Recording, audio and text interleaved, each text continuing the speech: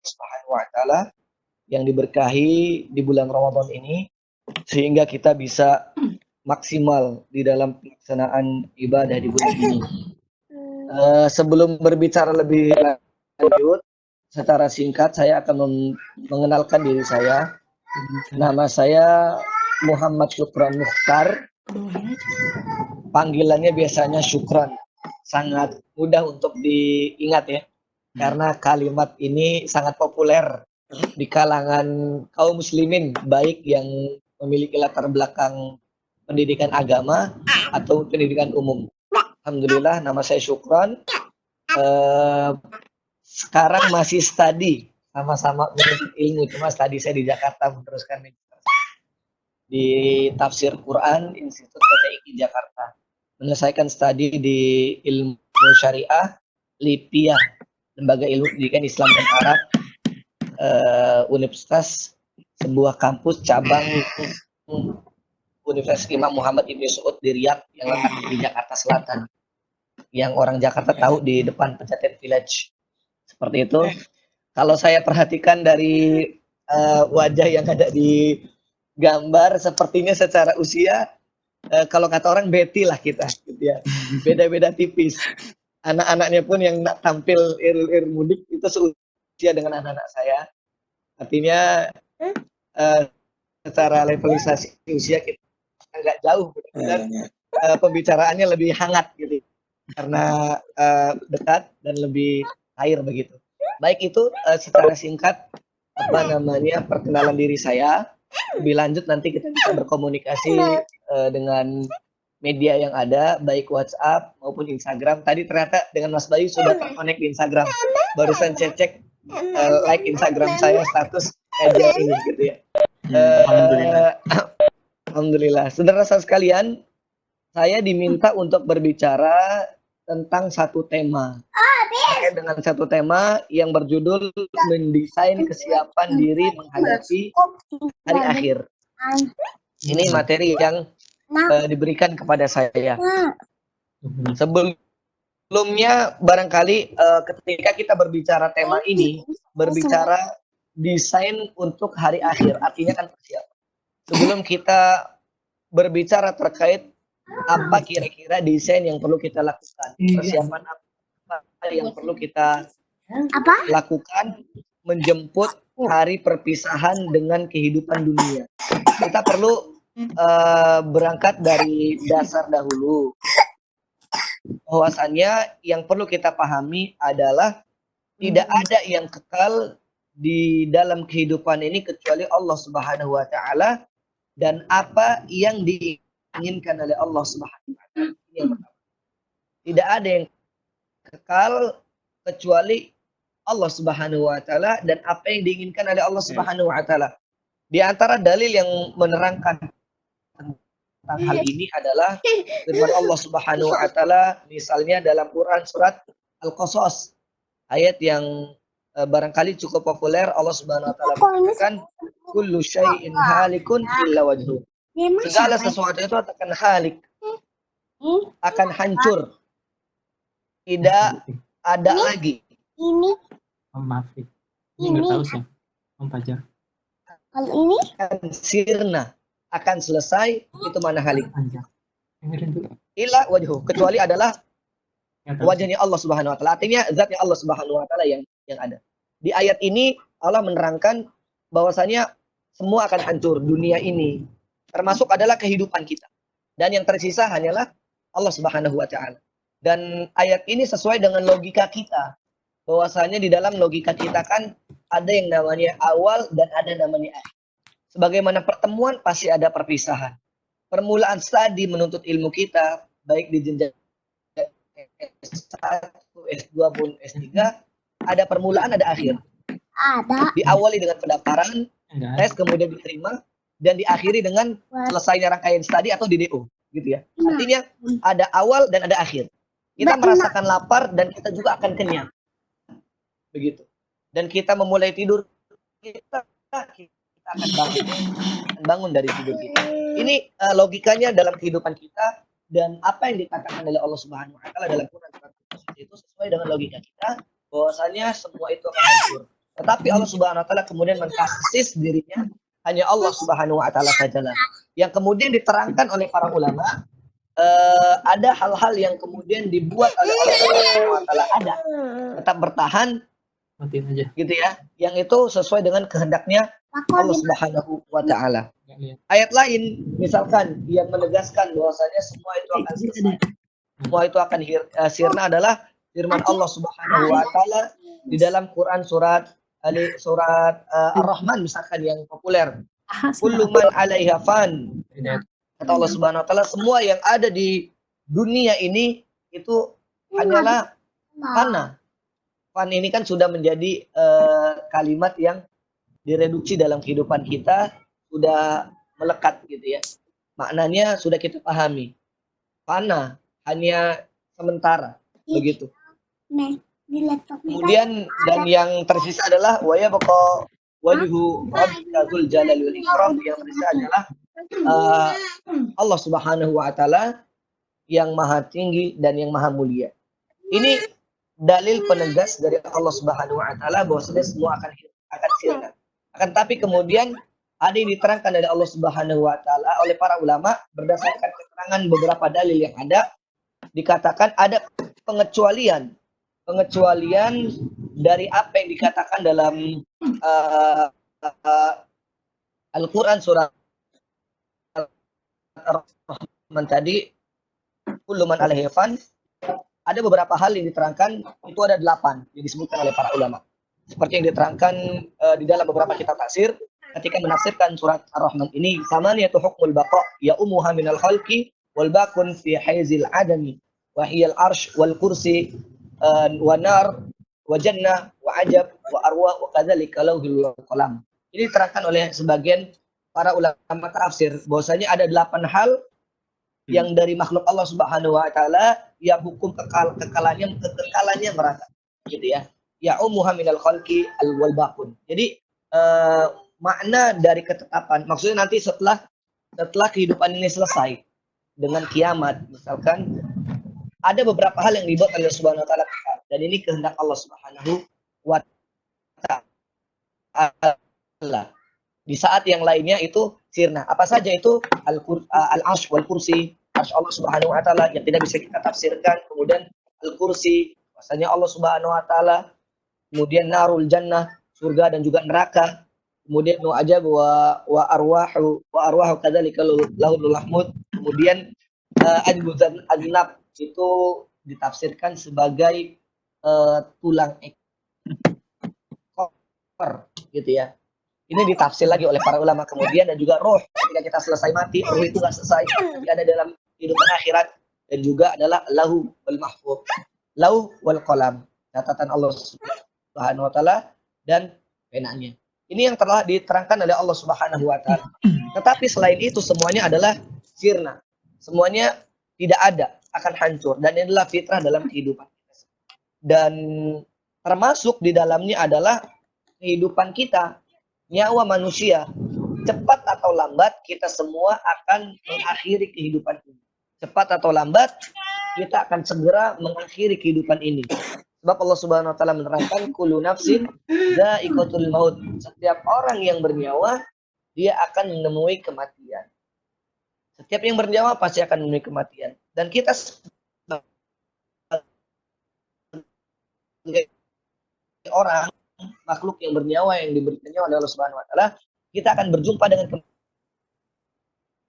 baik nanti perpisahnya itu karena wafat ajal atau nanti hari kiamat. Artinya tidak kekal, semua akan selesai kehidupan ini.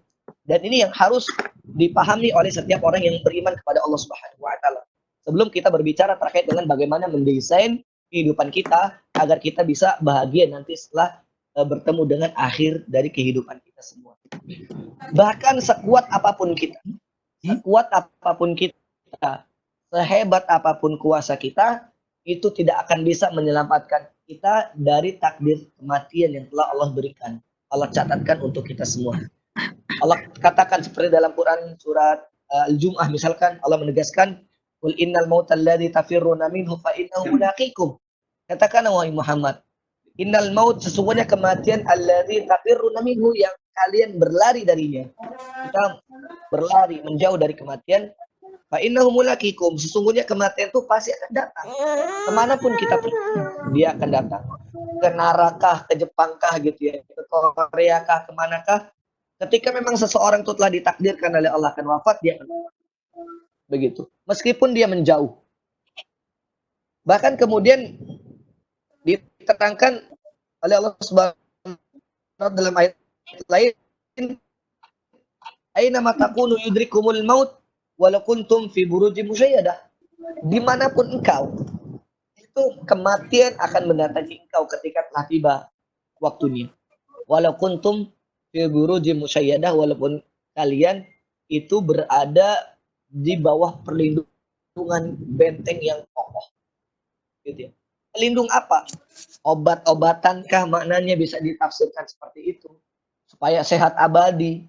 Kemudian apa namanya, bangunan yang megah, yang terlindung dari gempa, terlindung dari petir, seperti apapun yang melindungi kita, makanan-makanan yang sehat itu akan tetap saja kematian itu akan menghampiri kita.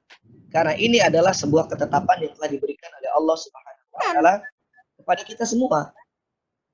Kehidupan yang menjadi bagian dari fitrah kehidupan kita ini. Begitu.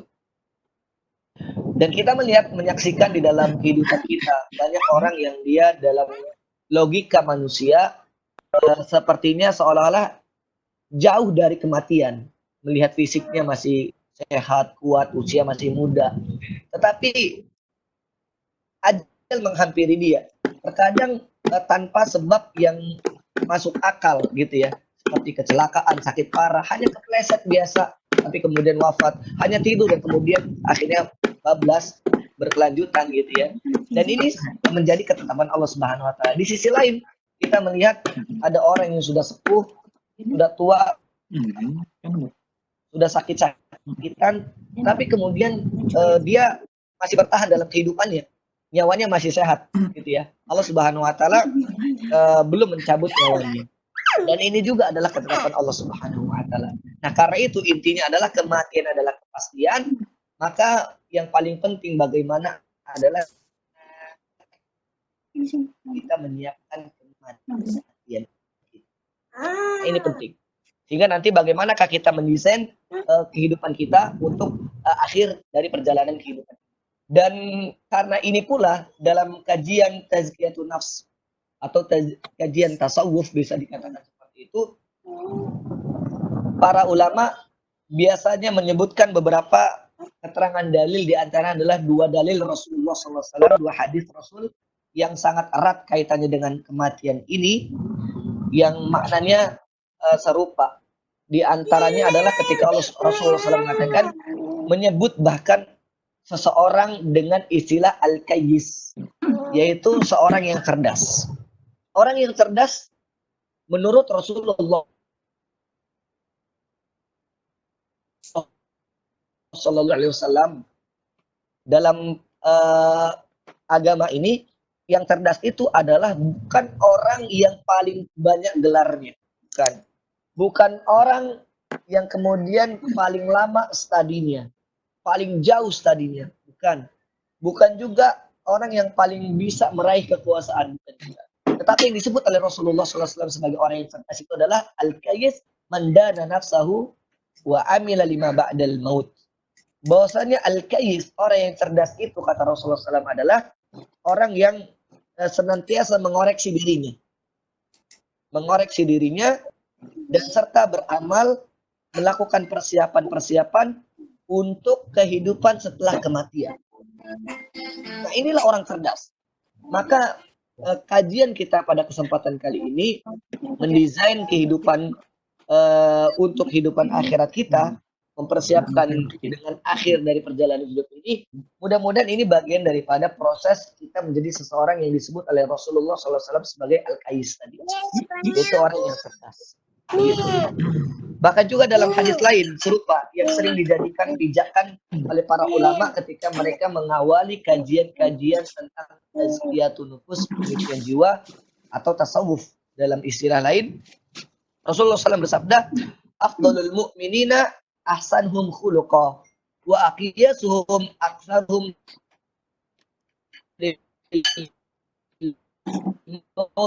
dzikra wa ahsanuhum istidada ulaikal aqiyas. Kata Rasulullah sallallahu alaihi wasallam, afdalul mu'minin, orang beriman yang paling baik adalah ahsanuhum khuluqa, yaitu orang yang akhlak. Dan ini kan dalam konteks kehidupan dunia sesama manusia, memperbaiki akhlak, menampilkan akhlak yang baik, dan itu bagian daripada tujuan besar penciptaan baginda Nabi Shallallahu Alaihi Wasallam yang kita ketahui ketika Rasulullah Sallallahu Alaihi Wasallam bersabda, innama bu'istu liutammima makarimul akhlak. Sungguhnya aku diciptakan ke dunia ini untuk memperbaiki akhlak manusia. Karenanya yang disebut sebagai manusia terbaik adalah ahsanuhum khuluqa, yaitu yang paling baik akhlaknya, kata Rasulullah SAW. Kemudian diteruskan oleh baginda Nabi, wa aqyasuhum, dan orang yang paling cerdas itu siapa? Aktsaruhum lil mauti dzikra, yaitu orang yang paling banyak mengingat kematian. Ini penting. Mengingat kematian. Ini penting gitu ya. Dan dia disebut oleh Rasulullah SAW aqyas, bukan sekedar kayis. Kayis itu cerdas, aqyas itu lebih cerdas. Dan berarti dia adalah orang yang paling cerdas, adalah orang yang paling banyak mengingat kematian. Wa ahsanuhum istidada, dan mereka yang paling banyak, paling bagus persiapan. Inilah aqyas. Mengingat kematian bukan sekedar mengingat bahwasanya dia akan mati, tapi juga melakukan persiapan untuk berjumpa dengan kematian. Nah, ini disebut dengan aqyas, hingga ditutup oleh baginda Nabi dengan kalimat ulaika aqyas. Mereka itulah yang disebut dengan seorang yang paling cerdas dalam kehidupan. Ini penting, mengingat kematian dan mempersiapkan diri untuk berjumpa dengan kematian adalah pekerjaan orang-orang yang cerdas dalam kehidupan ini. Karena mereka bekerjanya jangka panjang, gitu ya. Sangat visioner sekali. Mereka memahami bahwasanya dunia ini hanya sementara, kehidupan ini hanya sebentar. Yang mereka lakukan, target yang dipersiapkan bukan untuk 1-2 tahun ke depan, bukan untuk 5-10 tahun yang akan datang, tapi yang mereka lakukan adalah persiapan untuk melakukan sesuatu di masa yang sangat jauh sekali, gitu ya, yang entah kapan Allah Subhanahu Wa Taala akan mempertemukan. Karena ini juga kemudian Rasulullah SAW mengingatkan dalam hadisnya, aksiru min hazimil lazat, hendaknya lah kalian banyak-banyak mengingat kematian, mengingat pemutus segala kenikmatan, yaitu adalah kematian. Nah, inilah saudara-saudara sekalian yang Allah Subhanahu Wa Taala, bahwasanya Allah Subhanahu Wa Taala telah mengajarkan kepada kita semua kematian itu akan datang. Dan orang yang paling cerdas itu adalah orang yang banyak kematian dan mempersiapkan diri untuk berjumpa dengan kematian. Kalimatnya mempersiapkan diri ya, bukan mencari mati. Gitu. Orang beriman tidak takut mati. Orang beriman tidak takut mati, tetapi dia juga tidak cari mati. Sebab kalau takut mati, ini penyakit.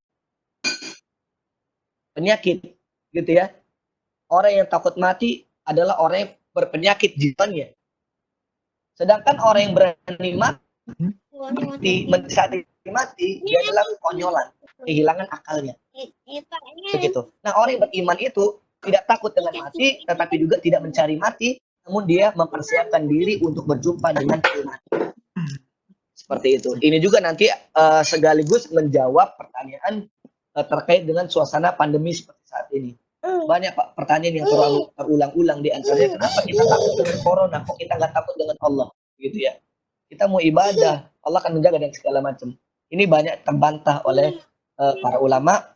Di antara satu yang menguatkan untuk membantah argumentasi itu adalah bahwasanya kita bukan takut mati, tetapi kita juga tidak mencari mati, begitu.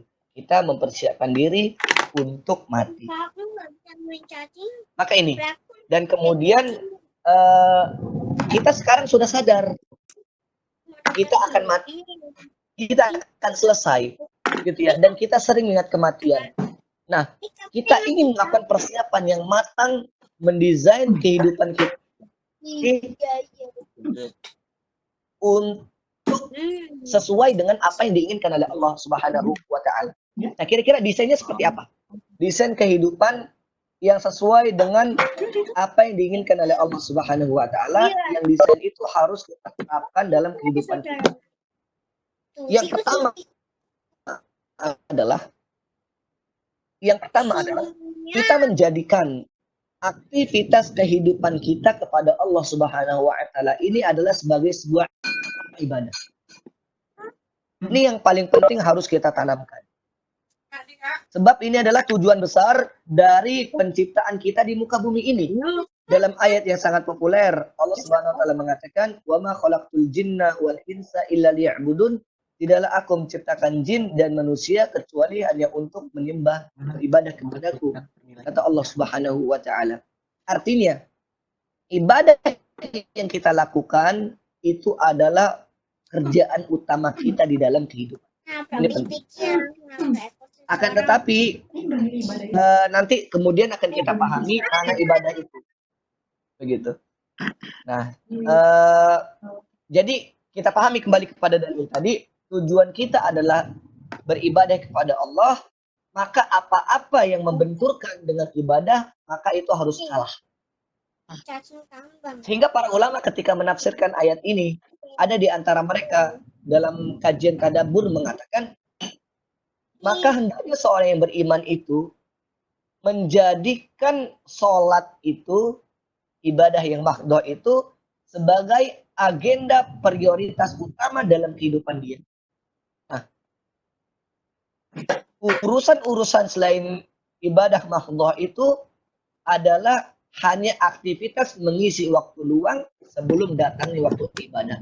Maka ini ketika orang melakukan ini, dia telah melakukan pekerjaan besar untuk perubahan besar dalam kehidupan. Begitu. Karena ibadah adalah kebutuhan kita semua. Karena ibadah adalah tujuan kita semua. Dan Allah Subhanahu wa taala sendiri menegaskan bahwasannya kaitan dengan ibadah ini bukan Allah Subhanahu wa taala yang butuh, tetapi kita sebagai hamba Allah lah yang butuh kepada ibadah. Karena ibadah ini manfaatnya hanya kembali kepada kita. Seperti yang Allah terangkan di dalam hadis qudsi. Hadis qudsi perkataan Allah Subhanahu wa taala yang tidak dapat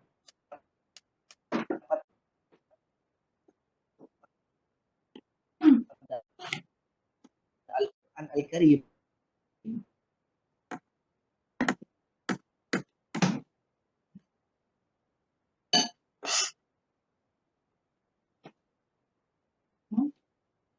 Di dalam hadis qudsi dengan pembahasan ini, Allah mengatakan, "Ya ibadi, law anna awwalakum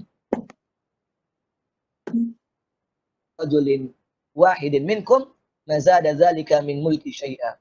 Wa ya ibadi, law anna awwalakum wa akhirakum wa insakum wa jinnakum ala afjari qalbi rajulin wahidin minkum ma naqasa dzalika min mulki syai'a." Kata Allah Subhanahu wa taala, Allah mengajak berbicara kepada kita semua. Ya ibadi, wahai hambaku, lau anna awalakum wa akhirakum, sekiranya orang yang paling pertama hingga orang akhir di antara kalian, insakum wa jinnakum, baik kalangan manusia maupun jin, semuanya menjadi orang yang atqa qalbi rajulin wahidin minkum, semuanya menjadi orang yang paling bertakwa. Semua makhluk Allah menjadi orang yang bertakwa, ma zada dzalika min mulki syai'a, itu tidak menambah kekuasaanku, kata Allah. Akan tapi sebaliknya juga Allah katakan, lau anna awwalakum wa akhirakum wa insakum wa jinnakum ala afjari qalbi rajulin wahidin minkum, kiranya seluruh makhluk itu menjadi orang yang paling fujur itu lawan dari kata takwa, orang yang gemar bermaksiat, semuanya tidak ada yang taat kepada Allah Subhanahu wa taala, mana qasadzalika min mulki syai'a, kata Allah, itu tidak menambah, itu tidak mengurangi kekuasaan Allah Subhanahu wa taala sedikit. Artinya adalah apa yang kita lakukan di dunia ini tidak berbekas kepada Allah. Baik ibadah itu tidak menambah keagungan Allah, baik bermaksiat itu tidak mengurangi keagungan Allah, tidak menghinakan Allah. Nah, karena itu yang perlu kita lakukan dalam mendesain kehidupan kita ini, mempersiapkan menuju hari akhir adalah kita tanamkan dalam diri kita bahwasannya kita ini tujuan utama melakukan kehidupan dalam kehidupan ini adalah beribadah dan kita yang butuh kepada ibadah. Maka ini persiapan yang paling mantap dalam kehidupan dan yang dilakukan oleh para sahabat seperti yang diterangkan oleh Dr. Abdullah Nasiulwan di dalam kitabnya yang berjudul Tarbiyah Ruhiyah. Dr. Abdullah Nasiulwan mengutip satu cerita, satu kisah. Ada seorang sahabat Nabi SAW yang ia ketinggalan takbiratul ihram, Allahu Akbar, ketinggalan takbiratul ihram, tetapi tidak ketinggalan sholat berjamaah. Rakaat pertama dia masih dapat, namun dia ketinggalan takbiratul ihram. Apa yang ia lakukan? Selepas sholat, ia bertemu dengan Nabi SAW dan menyedekahkan kebunnya kepada Nabi SAW karena dia telah lalai dalam beribadah kepada Allah Subhanahu wa taala. Lihat, walaupun tidak berbekas dosa pada dia, tetapi karena dia merasa butuh kepada ibadah dan dia ketinggalan takbiratul ihram itu, dia begitu menyesal yang luar biasa. Ini yang sangat luar biasa, gitu ya. Maka desain yang paling penting yang perlu kita lakukan dalam kehidupan ini adalah melakukan aktivitas ibadah dalam kehidupan ini dan kita yang butuh pada ibadah. Nah, akan tetapi ibadahnya jangan dipersempit, teman-teman. Jangan pula nanti kemudian sudah saya nggak usah study karena ibadah aja kehidupan, perbanyak aja ibadah. Kerja cukup aja, nggak usah ibadah. Bukan. Karena ibadah itu nggak bisa dipersempit namanya. Banyak definisi ibadah yang diterangkan oleh para ulama. Di antaranya ada yang diungkapkan oleh Ibnu Taimiyah ketika menjelaskan makna ibadah. Beliau mengatakan ismun jami' likulli ma yuhibbuhu Allah wa yardah min al-a'mali wal aqwali adh-dhahirah wal batinah. Gitu ya. Yang dimaksud dengan ibadah adalah sebuah aktivitas yang disematkan untuk sesuatu yang dicintai dan diridhai oleh Allah Subhanahu wa taala, baik terang-terangan ataupun tersembunyi. Ini ibadah. Maka memungut sampah di jalan adalah ibadah. Maka membantu orang yang kesusahan adalah ibadah. Maka menambah ilmu dan pemahaman adalah ibadah. Jadi ibadah itu luas maknanya. Begitu ya. Ini yang pertama, kita jadikan orientasi dalam hidup kita semuanya ibadah. Dan kita niatkan ibadah. Nah, teman-teman misalkan yang studi ke luar negeri, yang sedang berada di Nara.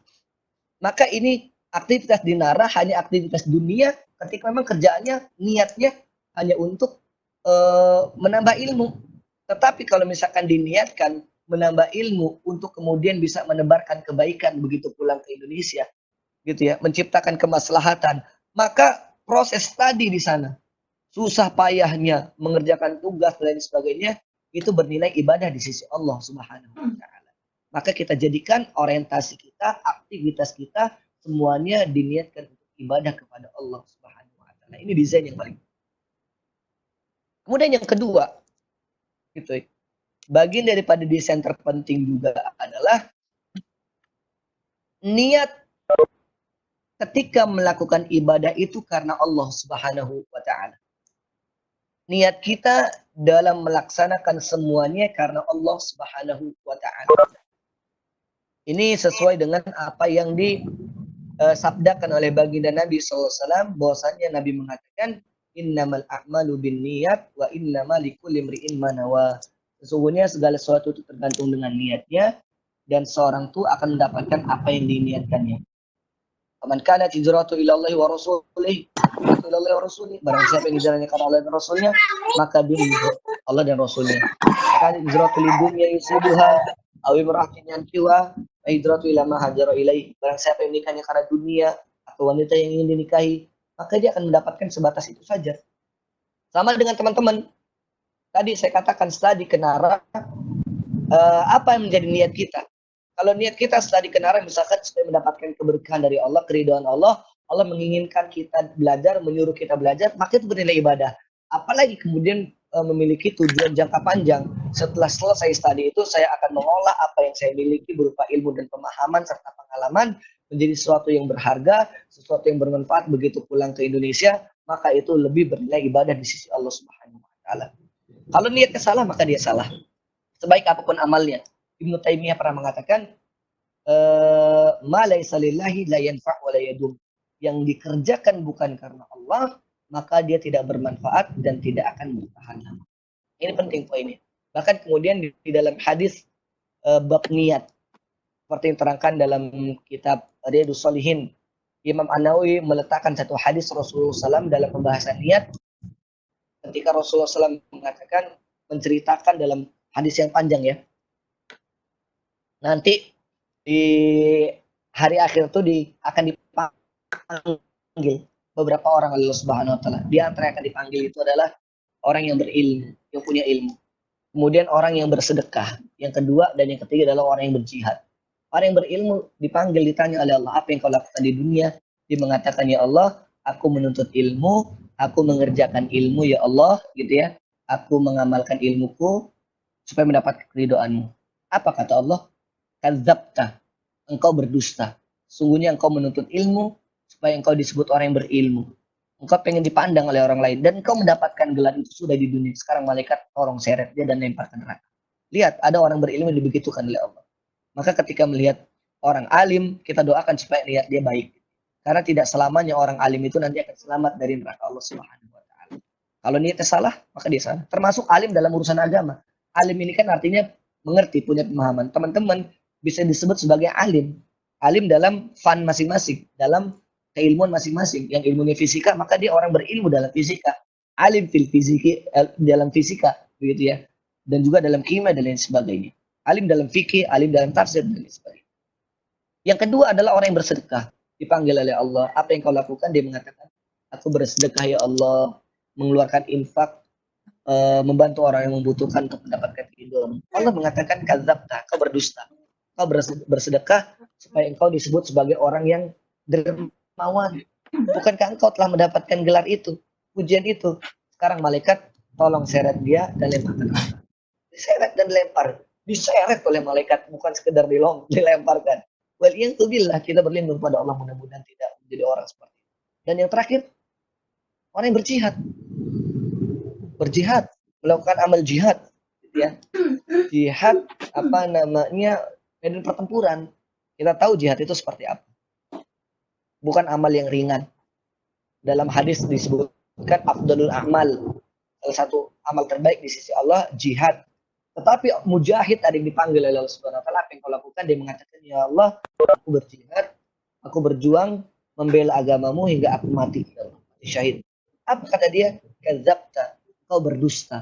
Sungguhnya engkau berjihad, kau berjuang supaya engkau disebut sebagai orang yang pemberani. Engkau kemudian ingin mati engkau supaya ingin disebut seorang yang syahid. Engkau telah mendapatkan gelar dan pujian itu di dunia. Sekarang malaikat tolong seret dan lempar dia. Itu diseret dan lempar oleh malaikat. Artinya apa? Perkara niat ini bukan perkara yang ringan.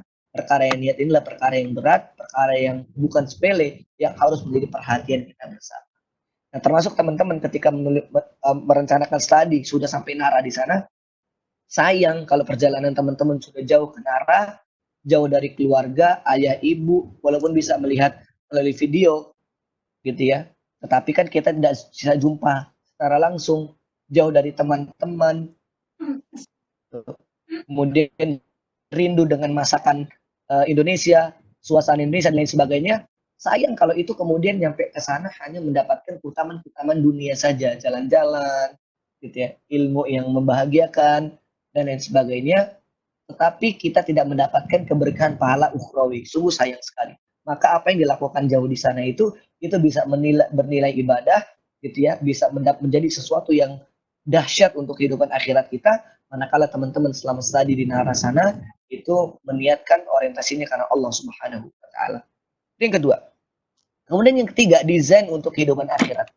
Desain untuk kehidupan akhirat itu seperti yang tertera dalam surat Al-Munafikun ayat 10. Dalam Quran surat Al-Munafikun ayat 10 ada orang yang dia itu menyesal, gitu ya, menyesal kenapa salah dalam melakukan kehidupan. Dan dia berharap kalau dia kembali ke dunia dia akan beramal. Terkait penyesalan ini sebenarnya sebelum ke ayat Al-Munafikun ini Allah telah menjelaskan sebelum orang-orang yang salah dalam kehidupan. Dia mengatakan, walau tara idil mujrimuna, kata Allah, nakisu rusihim inda rabbihim rabbana absorna wa sami'na farji'na na'mal shalihan inna mukilun.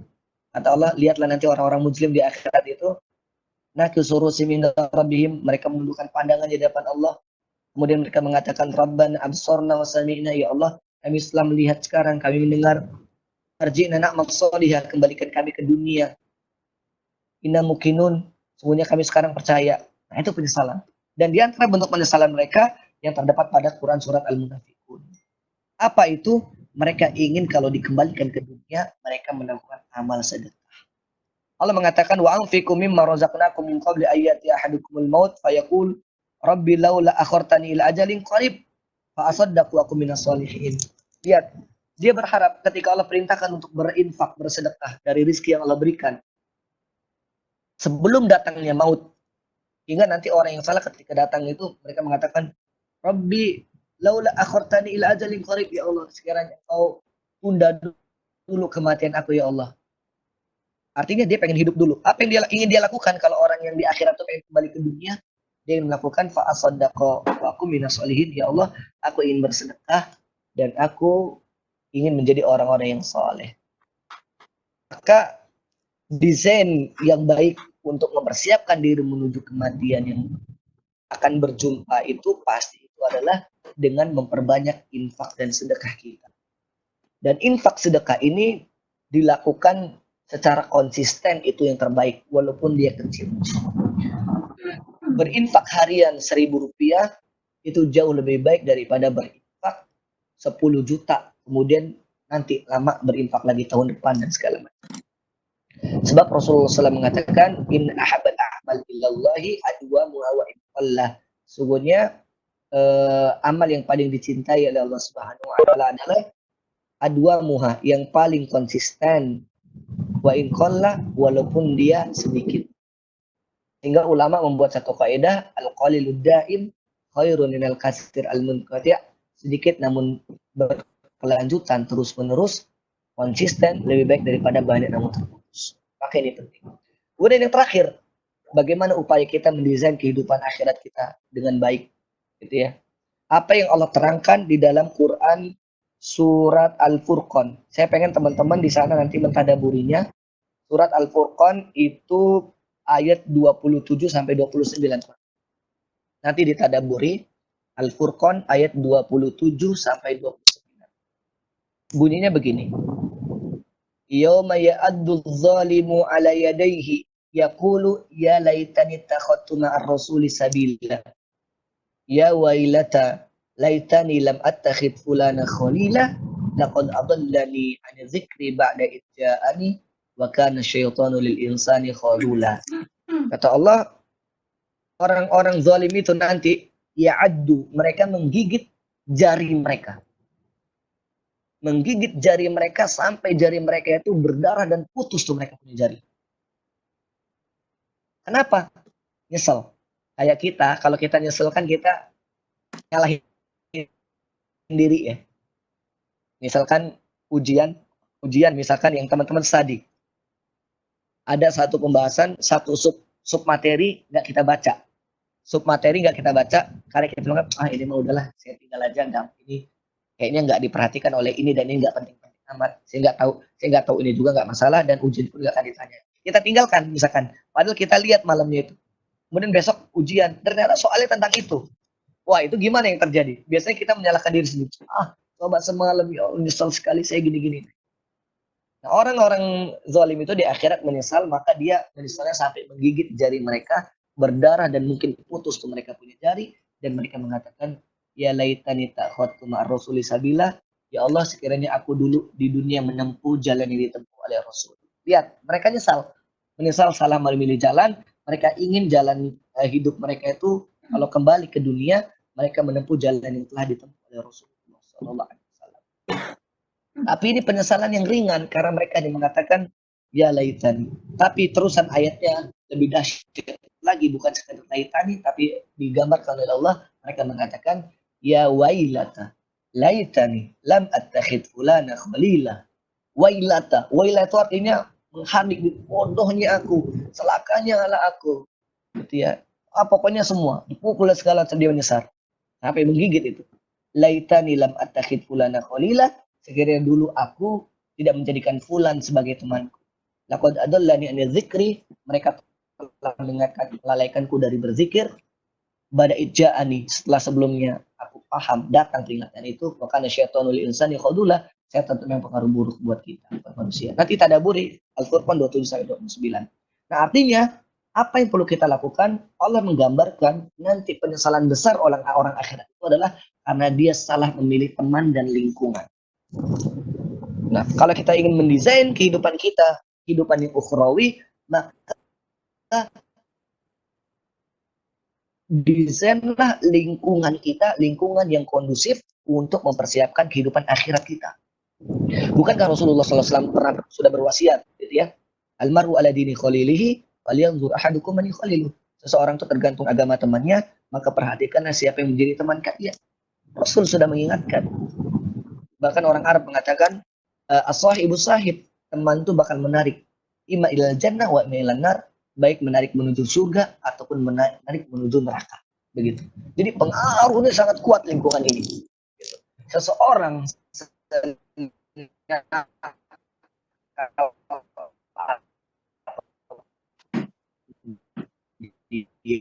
ya, sebejat apapun dia mendapatkan lingkungan yang positif, maka dia menjadi pribadi yang positif.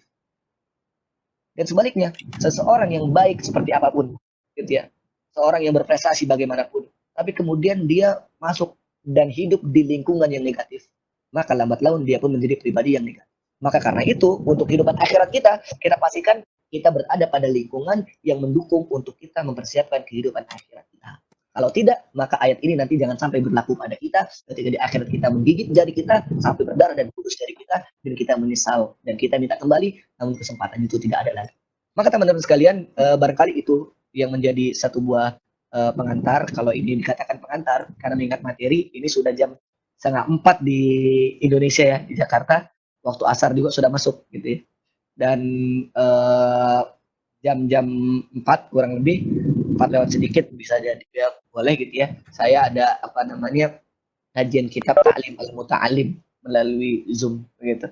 Saya rasa saya cukupkan sampai sini. Kalau nanti ada hal lagi yang ingin kita diskusikan. Kalau tidak maka kita cukupkan. Saya kembalikan kepada Mas Bayu. Kurang lebih maaf. Wallahu muwaffiq ila aqwamit thoriq. Assalamualaikum warahmatullahi wabarakatuh. Waalaikumsalam warahmatullahi wabarakatuh. Jazakallah Ustaz Syukran atas ilmunya yang sangat banyak ya, penjelasan yang sangat detail dan banyak. Barangkali dari teman-teman ada yang sudah menyiapkan pertanyaan, kira-kira apa yang ingin ditanyakan dari materi atau mengeksplor lebih lanjut, kami persilahkan.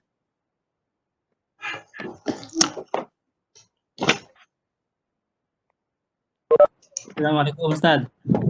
Waalaikumsalam warahmatullahi. Mohon izin bertanya nih Pak Mhos. Iya, silakan.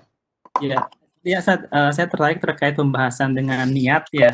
Itu kan akan menentukan kemana ujung dari perbuatan. Kadang menjaga niat itu agak susah Ustaz. Jadi misalkan di awal kita sudah berniat ikhlas misalkan. Tapi kadang suka ada godaan-godaan kita untuk ada pertimbangan lain yang malah mengarahkan perbuatan itu menjadi tidak ikhlas gitu atau tidak sesuai dengan yang seharusnya.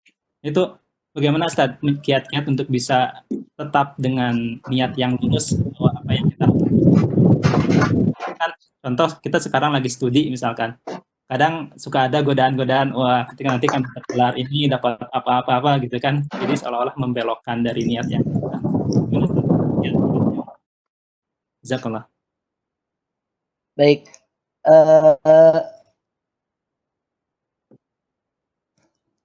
Halo? Halo, aman. Oke, sudah cukup ya?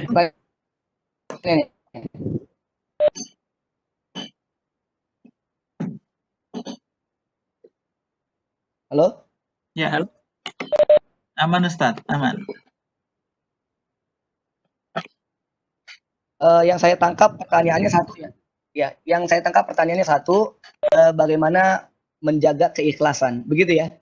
Baik, kita di awal niat sudah baik. Misalkan dalam tadi kasus teman-teman yang studi di Nara. Dari awal ketika belum berangkat ke Nara, niatnya sudah benar. Karena Allah, kemudian ingin mengabdikan ilmunya nanti untuk agama dan kemaslahatan dunia. Begitu. Kemudian sudah jelas niatnya sudah baik, tapi di tengah jalan karena ada godaan-godaan gitu ya. Kemudian terbelokkan, entah godaan-godaan pengen dipuji, godaan-godaan ekonomi, godaan-godaan kedudukan gitu ya. Yang ini terkadang membelokkan diri kita. Nah, kira-kira apa yang perlu kita lakukan agar tidak salah orientasi kita, dan setelah tidak salah itu konsisten kita mempertahankan orientasi benar kita itu. Jadi saya ingin mengatakan, kalau kita terkadang tergoda pada sesuatu atau terkadang stabilitas rohani kita berkurang, gitu ya, menurun, maka kabar gembiranya adalah kita ini manusia, gitu ya. Berarti bersyukurlah kita ini manusia. Mengapa? Karena kita ini bukan malaikat yang memang dia tidak punya ketertarikan kepada kemaksiatan. Allah ciptakan malaikat itu untuk ibadah, tidak ada kerjaan lain, tidak ada kerjaannya. Kalau kita katakan bahasa kita boring gitu ya, ibadah mulu gitu misalkan gitu ya. Tapi itu memang takdir yang Allah berikan pada malaikat. Sedangkan iblis sebaliknya, nggak ada kerjaan lain kecuali bermaksiat. Udah maksiat aja, melanggar, besarkan manusia dan segala macam. Nah, istimewanya kita sebagai manusia, kita itu bukan malaikat yang selalu taat, tetapi kita juga bukan iblis yang selalu bermaksiat. Nah, ada kalanya ketika kita taat itu, kita jenuh, maka kita berefreshing, gitu ya. Ada kalanya kita bermaksiat, kita taubat kembali. Nah, termasuk dengan niat, ada kalanya ketika kita sudah stabil niat kita, kemudian tertarik dengan hal yang berbeda. Jadi terjadi reorientasi di dalam niat kita. Nah, itu wajar sebenarnya. Bahkan terkait dengan iman, ulama mengatakan al-iman yazid wa yanqus, yazid bi ta'ah wa yanqus bil maksiyah. Iman itu naik dan turun, naik karena ketaatan kepada Allah dan turun karena kemaksiatan. Niat kita berubah-ubah dikit-dikit, terkadang wajar. Bagaimana bisa menjaganya? Bisa menjaganya adalah yang paling penting itu kita berdoa kepada Allah Subhanahu wa taala. Rasulullah SAW itu berdoa. Bahkan Rasulullah SAW meminta 8 hal. 8 hal ya. Doa di dalam zikir yang masyhur, Rasulullah SAW diantaranya berdoa, Allahumma inni a'udzubika minal hammi wal hazan, wa a'udzubika minal ajzi wal kasal, wa a'udzubika minal jubni wal bukhal, wa a'udzubika min ghalabati daini wa qahri rijal. Jadi doa Nabi SAW adalah berlindung pada 8 hal salah satu. Allah a'udzubika minal hammi wal hazan, aku berlindung ya Allah dari kegalauan dan kesedihan. A'udzubika minal ajzi wal kasal, aku berlindung dari kelemahan dan rasa malas. Wa'udzubika minal jubni wal bukhal, aku berlindung dari rasa takut dan pelit, kikir. Wa'udzubika min ghalabati daini qahri rijal, aku berlindung dari utang dan lilitan utang dan pengaruh jasa, pengaruh orang lain. Artinya Rasul pun berlindung, gitu, berlindung. Dan doa ini penting. Allah bahkan kalau marah kalau kita nggak berdoa. Rasulullah SAW mengatakan, man lam yas'alillah yaghdab alaihi. Barang siapa yang tidak berdoa kepada Allah, Allah murka, Allah marah kepada dia. Begitu. Ini penting. Dan doa itu senantiasa kita lakukan karena doa itu silahul mu'min. Kemudian yang kedua adalah kita ini terkadang terjadi reorientasi, gitu ya. Terjadi reorientasi, berubah orientasi kita karena kita ini punya utang jasa. Apa maksudnya? Terkadang orang itu kan karena utang jasa dia dikendalikan oleh orang lain. Yang pada awalnya dia sudah benar, kemudian ketarik karena pengaruh gini-gini, kamu kan sudah gini-gini, dia berubah. Nah, ini masalah. Ini yang menjadi masalah. Bukankah tadi dalam redaksi doa tadi Rasul mengatakan wa'udzu bi'awwa'idzaini wa qahri rijal, aku berlindung Allah dari besar orang lain. Artinya utang itu ketika kita diberi terus, kita kan ketika yang punya piutang nyuruh kita nggak enak kalau enggak. Kemudian yang punya jasa, maka seberupaya mungkin dalam menstabilisasi niat itu kita jadikan kita ini bukan orang yang banyak bergantung pada orang, sehingga kita tidak bisa dikendalikan, dipengaruhi, niat kita tetap bertahan. Ini kan terjadi pada Bilal bin Rabah, sehingga akhirnya Bilal bin Rabah ditekan dengan penekanan yang sangat kuat. Apa kisahnya kan populer. Bilal itu kan budak. Nah, karena dia Bilal budak, kemudian Bilal itu disuruh kufur, walaupun akhirnya Bilal nggak mau dan ditindas, gitu kan ya, ditindas ya karena dia punya jasa, gitu kan. Kemudian akhirnya Bilal hanya bertahan. Hingga singkat akhirnya adalah dibebaskan oleh Allahumma sholli ala Muhammad, Abu Bakar As-Siddiq, Sayyidina Abu Bakar kan. Dan dalam peristiwa bahkan penggalan kisah menarik. Suatu ketika Rasul telah wafat itu, Bilal itu kan nggak mau azan lagi. Bilal nggak mau azan lagi, dirayu-rayu nggak mau lagi, gitu ya. Bahkan Abu Bakar datang, wahai Bilal, tolonglah engkau azan. Bilal nggak mau azan karena dia sedih. Begitu azan menyebut kalimat asyhadu anna Muhammadar Rasulullah, ingat Rasul lagi. Dia sedih. Dirayu sama Abu Bakar, tolonglah azan lagi, kami rindu. Apa kata Bilal? Wahai Abu Bakar, kalau engkau dulu membebaskanku dari perbudakan karena aku ingin engkau taat, maka aku azan menuruti permintaanmu. Tapi kalau engkau membebaskanku karena Allah, biarkan aku tidak azan. Bilal pun lihat punya tergantungan gitu kan. Tapi akhirnya karena Abu Bakar mengatakan aku karena Allah, ya sudah dibiarkan. Hingga akhirnya Bilal azan lagi setelah cucunya Hasan dan Husain, cucunya Rasulullah, datang menemui Bilal dan meminta tolonglah paman, aku rindu kepada kakek. Akhirnya menangis Bilal melihat Hasan dan Husain, teringat Rasulullah dan kembali dan azan kembali. Artinya hindari diri kita dari pengaruh yang buruk, dari pengaruh kuat dari orang lain, dan terakhir adalah lingkungan. Gitu ya. Wallahu a'lam bishawab. Barangkali itu yang bisa dilakukan sebagaimana nasihat para ulama. Saya kembalikan lagi ke Mas Bayu. Terima kasih Pak Ustadz atas penjelasannya. Mungkin dari Bapak Ibu yang lain, ada yang ingin ditanyakan mengenai materi ini atau yang berkaitan? Persilakan.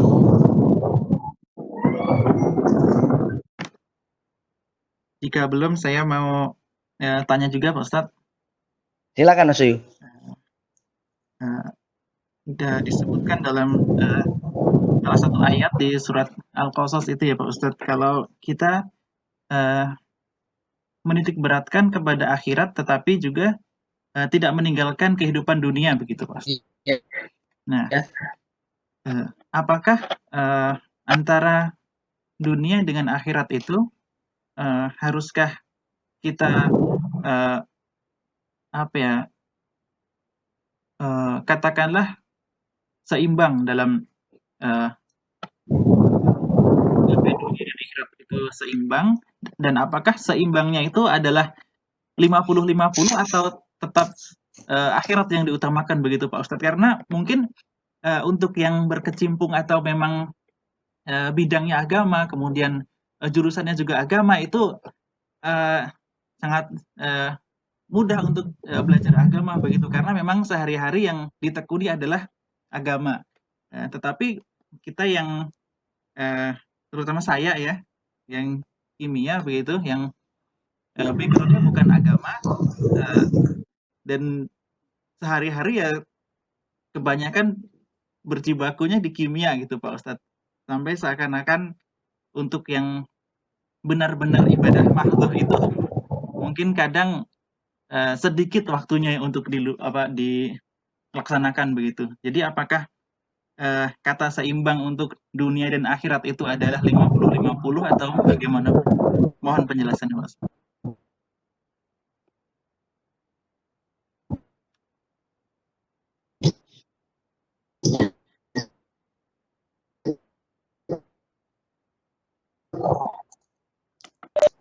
Baik. Sebentar ya, saya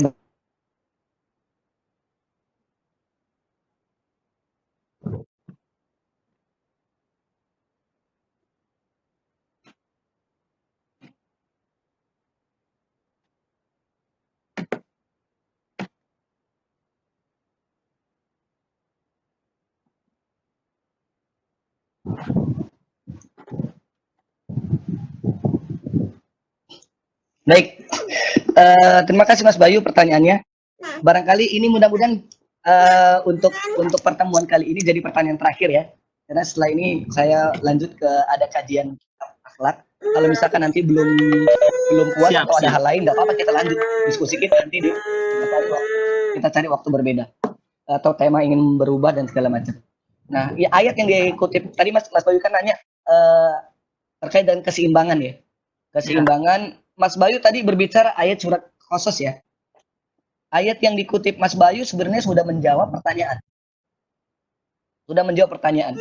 Kata Allah Subhanahu wa taala dalam Quran surat Qasas ayat 77, "Wabtaghi fima ataqallahu daral akhirah wa la tansa nasibaka minad dunya." Begitu ya. Wabtaghi fima ataqallahu daral akhirah wa la tansa nasibaka minad dunya.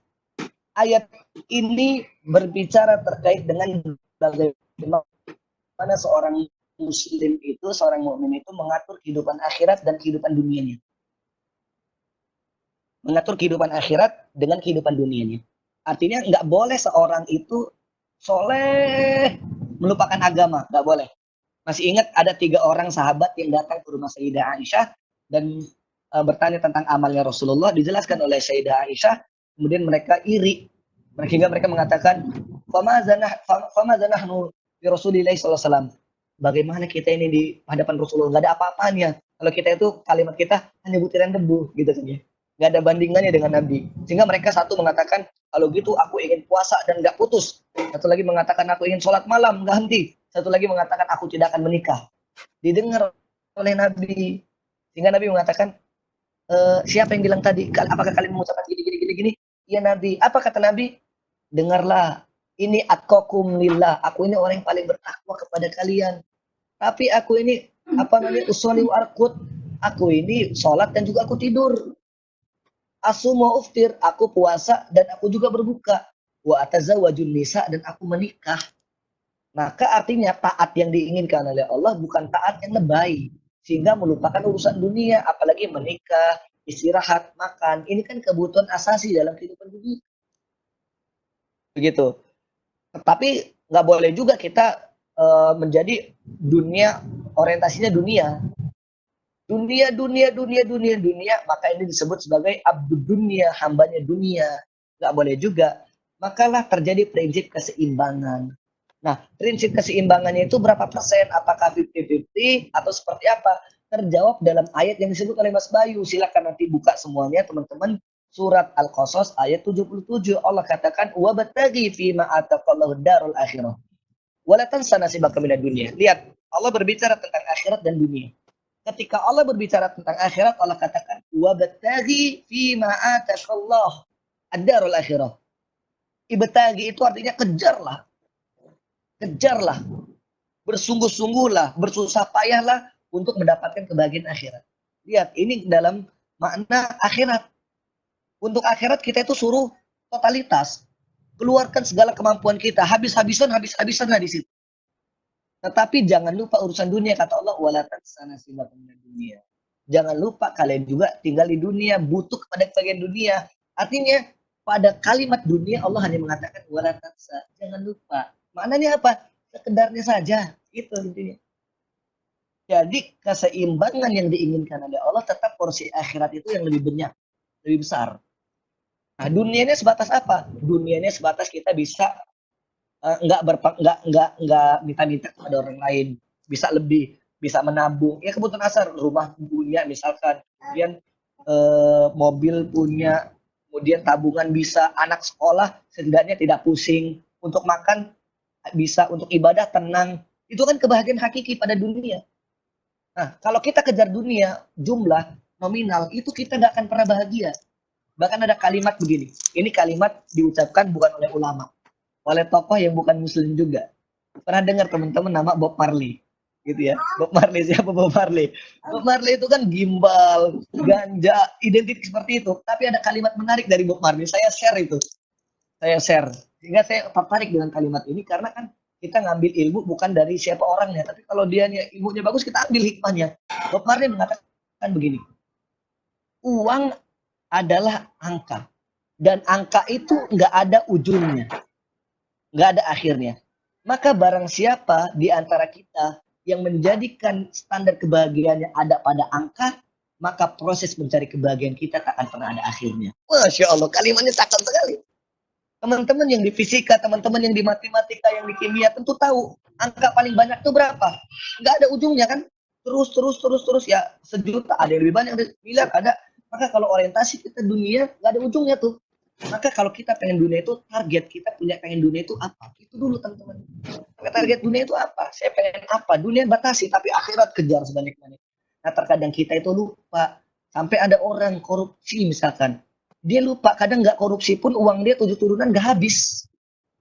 Benar nggak sih kalau kita cek misalkan, dia ini orang kaya, yang nggak usah korupsi, bahkan nggak usah korupsi, nggak nerima gaji.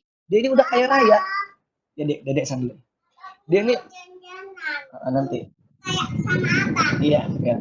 Mohon maaf ini 2 bocil lagi aktif. Ya sana. Mau minum ya, Dek ya, Kak ya. Jadi begitu orang yang sudah kaya raya nggak menerima gaji pun sudah cukup 7 turunan, tapi karena orientasinya dunianya besar, dia korupsi. Akhirnya dia jatuh pada kehinaan. Nah, kita itu dunia itu perlu kita buat. Bukan nggak boleh jadi orang kaya, bukan nggak boleh, harus kalau bisa kaya. Rasul mengatakan, ni'mal mal inda rajulin soleh. Sebaik-baik harta itu manakala harta dikelola orang-orang soleh. Karena kalau harta dikelola orang-orang soleh, ngalirnya jelas kemana. Gitu loh, buat sedekah, belinya hal yang halal, bermanfaat, membantu orang, gitu kan. Tapi kalau harta dikelola orang-orang yang salah, rusak dunia. Maka kita menjadi kaya sih akan dunia, kita genggam dengan tangan kita, tapi akhirat kita kendalikan dengan hati kita. Intinya seperti itu, gitu ya. Nah, prinsip keseimbangan berdasarkan ayat ini bukan 50-50, tapi dunia lebih besar kita. Kita kejar dunia, akhirat lebih besar maksudnya. Kita kejar dunia, tetapi dunia ini kita kejar untuk mengejar kehidupan akhir. Kurang lebih begitu Mas Bayu ya. Wallahu a'lam bishawab. Terima kasih Ustadz atas penjelasannya yang sangat-sangat jelas. Allah Ustadz atas ilmunya. Terima kasih banyak juga kepada bapak-bapak, ibu-ibu yang telah mengikuti kajian ini. Semoga kita bisa menyerap ilmu yang disampaikan oleh Bapak Ustadz, dan mohon izin Ustadz untuk intisari dari ceramah ini untuk kami share ke teman-teman di Nara. Seperti itu. Silakan dengan senang hati.